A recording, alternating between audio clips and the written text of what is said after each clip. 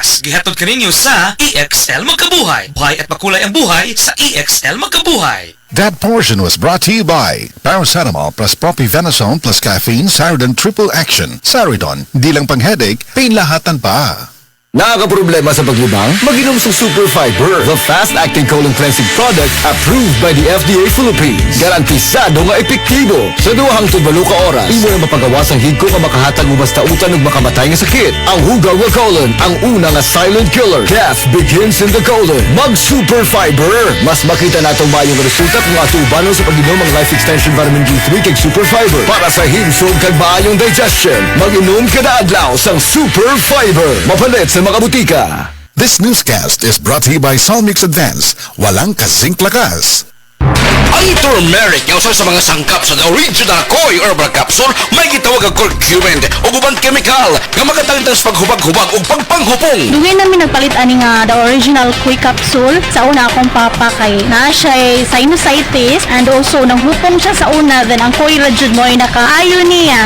Kanunay gayod ang pag-inom sa the original Koi Herbal Capsule makatulo sa sakadlaw. Daghang salamat sa the original Koi Herbal Capsule. Aprobado sa FDA ang the original Koi Herbal Capsule ng approved therapeutic claims. Pagbasa sa 9 na kabanata ng aklat ni Juan, pinagaling ni Jesus ang isang bulag, talata 1 hanggang 41. Sa paglalakad ni Jesus, nakita niya ang isang lalaking ipinanganak na bulag. Tinanong siya ng kanyang mga alagad, "Guro, sino po ang nagkasala at ipinanganak na bulag ang lalaking ito? Siya ba o ang kanyang mga magulang?" Sumagot si Jesus, "Ipinanganak siyang bulag hindi dahil sa nagkasala siya o ang kanyang mga magulang, kundi upang mahayag ang kapangyarihan ng Diyos sa pamamagitan niya. Kailangan gawin natin ang mga ipinapagawa na nagsugo sa akin habang maaga pa. Malapit na ang gabi at wala nang makakagawa pagsapit niyon. Habang ako'y nasa sanlibutan, ako ang ilaw ng sanlibutan." Pagkasabi nito, dumura si Jesus sa lupa at gumawa ng putik. Pagkatapos ipinahid niya ito sa mata ng bulag. Sinabi ni Jesus sa bulag, "Pumunta ka sa deposito ng tubig sa silo at maghilamos ka roon." Ang kahulugan ng salitang silo ay sinugo. Ganon nga ang ginawa ng bulag at nang magbalik siya ay nakakakita na. Nagsalita ang mga kapitbahay niya at ang mga nakakita sa kanya nung siya'y namamalimos pa. "Hindi ba yan ang pulubing bulag?" Sumagot ang ilan. "Yan nga," sabi naman ng iba. "Hindi, kamukha lang." Kaya't nagsalita pa ang dating bulag, "Ako nga po yun." "Paano ka nakakita?" tanong nila. Sumagot siya, "Ang lalaking tinatawag na Jesus ay gumawa ng putik at ipinahid yon sa aking mga mata. Pagkatapos sinabi niya sa akin, pumunta ka sa silo at maghilamos. Pumunta nga ako doon at naghilamos at nakakita na ako." "Nasaan siya?" tanong nila sa kanya. "Hindi ko alam," sagot niya. Dinala ng mga tao sa mga Pariseo ang dating bulag dahil araw ng pamamahinga ng gumawa si Jesus ng putik at nang pinagaling niya ang bulag. Tinanong din siya ng mga Pariseo kung paano siya nakakita kaya't sinabi niya sa kanila, "Pinahiran niya ako ng putik sa aking mga mata. Ako'y pinaghilamos at ngayon nakakakita na ako." Ang sabi ng ilang Pariseo, "Di maaaring mula sa Diyos ang taong yon sapagkat hindi niya ipinapangili ng araw ng pamamahinga." Ngunit sinabi naman ng iba, "Paano makakagawa ng ganitong mga himala ang isang makasalanan?" At hindi sila magkaisa. Kaya tinanong nilang muli ang dating bulag, "At ikaw, ano naman ang masasabi mo tungkol sa kanya? Dahil pinagaling niya ang iyong mga mata." "Isa siyang propeta," sagot niya. Ayaw maniwala ng mga Hudyo na siya'y talagang dating bulag kaya't ipinatawag nila ang kanyang mga magulang. "Anak nga ba ninyo ito? Talaga bang siya ipinanganak na bulag? Bakit nakakakita na siya ngayon?" tanong nila. Sumagot ang kanyang mga magulang, "Anak nga namin siya at siya ipinanganak ngang bulag. Ngunit hindi po namin alam kung bakit nakakakita na siya ngayon o kung sino ang nagpagaling sa kanya. Siya na po ang tanungin nyo. May sapat na gulang siya at nakakapagsalita na para sa kanyang sarili." Ganon nga ang sinabi ng kanyang mga magulang dahil takot sila sa mga Hudyo. Alam nilang pinagkakaisa ng mga Hudyo na itiwalag sa sinagoga ang sino mang magpahayag na si Jesus ang Kristo. Ito ang dahilan kung bakit sinabi ng kanyang mga magulang siya nasa tamang gulang na siya ang tanungin nyo. Muli nilang ipinatawag ang dating bulag at sinabi sa kanya, "Sa pangalan ng Diyos, magsabi ka ng totoo. Alam namin ang taong yon ay makasalanan." Sumagot siya, "Hindi ko po alam kung siya'y masamang tao o hindi. Isang bagay po ang alam ko. Ako'y dating bulag, subalit ngayon ay nakakakita na." "Anong ginawa niya sa'yo? Paano niyang pinagaling ang inyong mga mata?" tanong nila. Sumagot siya, "Sinabi ko na po sa inyo at ayaw naman ninyo akong paniwalaan. Bakit gusto ninyong marinig muli? Nais ba ninyong maging alagad din niya?" At siya kanilang minura, "Ikaw ay alagad niya, ngunit kami mga alagad ni Moises. Nalalaman naming nagsalita ang Diyos kay Moises, ngunit ang taong yon, hindi namin alam kung saan siya nanggaling." Sumagot ang lalaki, "Yan nga po ang nakakapagtaka. Hindi nyo alam kung saan siya nanggaling. Gayon pa man, pinagaling niya ang aking mga mata. Alam nating hindi pinapakinggan ng Diyos ang mga makasalanan. Ngunit pinapakinggan niya ang mga tunay na sumasamba sa Kanya at sumusunod sa Kanyang kalooban. Noon pa man ay walang makapagpagaling ng mata ng taong ipinanganak na bulag. Wala pong magagawa ang taong iyon kung siya hindi mula sa Diyos. Sumagot sila. Ipinanganak ang makasalanan at ngayon nais mo pa kaming turuan? At siya'y kanilang itiniwalag. Nabalitaan ni Jesus na ang lalaking pinagaling niya ay itiniwalag ng mga Pariseyo. Kaya nang matagpuan niya ito, ay kanyang tinanong, sumasampalataya ka ba sa anak ng tao? Sumagot ang lalaki, sino po ba siya, Ginoo? Sabihin niyo po sa akin upang ako'y manalig sa kanya. Siya'y nakita mo na. Siya ang kausap mo ngayon, wika ni Jesus. Sumasampalataya po ako, Panginoon, ang sabi ng lalaki. At sinamba niya si Jesus. Sinabi pa ni Jesus, naparito ako sa mundong ito upang humatol at nang sa gayoy makakita ang mga bulag at mabulag naman ang mga nakakakita. Narinig ito ng ilang pariseyong naroon at sila'y kanilang tinanong, ibig mo bang sabihin mga bulag kami? Sumagot si Jesus, kung kayo nga'y bulag, wala sana kayong kasalanan. Ngunit dahil sinasabi niyong nakakakita kayo, ang kasalanan ay nananatili sa inyo. Ito ang salita ng Diyos. Sa mga workaholic, epektibo ang atong Paragis Bila-Bila Herbal Coffee. Sama na lang ni Roland De La Cruz nga taga Mati, Davao. Roland de la Cruz sa Purok Isla, Barangay Central, Purok President. Anong ganahan man kay ka sa kape? Sa Bila-Bila Coffee, laskig ang imong lawas o mayo ang imong lihok. Basta laskig niya kondisyon, makalihok pag may sa trabaho. Kung di ka kainom, mura magluya na ka? Murag luya-luya, lahi ra gyud tungod kay nindot gyud ang Bila-Bila Coffee. Kini ginaman sa GFMQ Marketing kay sa Paragis Bila-Bila. Dili na ka mag-agwanta pa. Ako si Radyoman Buen Alguno. Kining balita hatod grato sa Paragis Bila-Bila Herbal Capsule na ilhan isip herbal nga kapsula nga makahatag og daghang benepisyo sa kalawasan. Mao kini ang all-in-one na herbal. Makahatag og ayuhan sa ato ang mga sinula sa lawas. Makatarong sa nindot nga flow ug limpyuhan nga ato ang dugot nga mudag kayday sa atong ang kasing-kasing. O karon sa ato ang balita. Niabot og 458 milyones pesos ang danyo sa agrikultura sa lalawigan sa Bohol gumikan sa miaging El Nino. Mga 22,000 usab ka mga mag-uma ang daotang napiktuhan sa miaging pagnihit sa tubig. Bisan sa pagsud sa buwan sa Hunyo, may mga mag-uma ang wadayon makapananom gumikan kay wa pa na andam og tikad ang ilang umahan. Kadtong balita hatod grato sa Paragis Bila-Bila Herbal Capsule alang sa kumplito nga kombinasyon. Gamita lang ang Paragis Bila-Bila plus Herbal Capsule. Paragis Bila-Bila Herbal Capsule na uban sa pagpantabi sa Paragis Bila-Bila Herbal Coffee ug ang pagpaghaplas sa Paragis Bila-Bila Liniment Oil. Gama sa JFNQ Marketing. Sa Paragis Bila-Bila, di na ka mag-agwanta pa.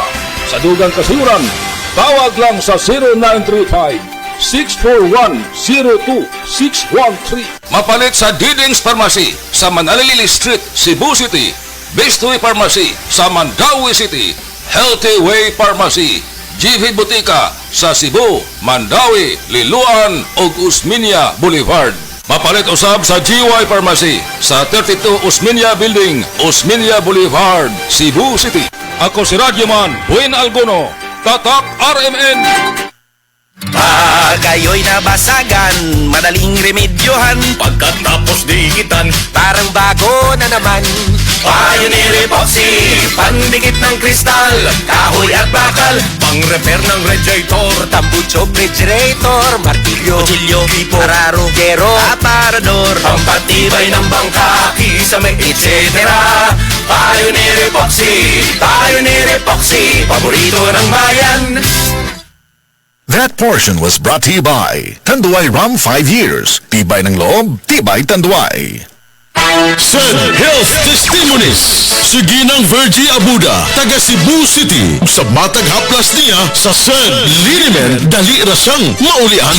Bati rin kong pamanod o laylay sa akong mga piil, batiis. Wala kumukumo magsakit. Mangupoy akong gamito ni haplas. Ay kanoin sa Diyos kay mawala, mampudayon ra. Kung sa gamit yung mga produkto, ma'am? Said Liniment, bisag unsaon pa sir. Mga ora yun hantod-hantod ako ang gamiton kay maayo git para nako. Said Liniment, mapalit sa mga butika.